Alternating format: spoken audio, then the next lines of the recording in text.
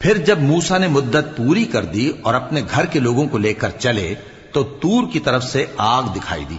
वो अपने घर वालों से कहने लगे कि तुम यहां ठहरो, मुझे आग नजर आई है, शायद मैं वहां से रास्ते का कुछ पता लाऊं या आग का अंगारा ले आऊं ताकि तुम आग तापो। सो जब उसके पास पहुंचे तो मैदान के दाएं किनारे से एक मुबारक जगह में एक दरख्त में से आवाज आई कि ऐ मूसा, ये मैं हूं अल्लाह, तमाम जहानों का परवरदिगार, और ये कि अपनी लाठी डाल दो। सो जब उन्होंने देखा कि वो हरकत कर रही है गोया सांप है, तो पीठ फेर कर चल दिए और पीछे मुड़कर भी न देखा।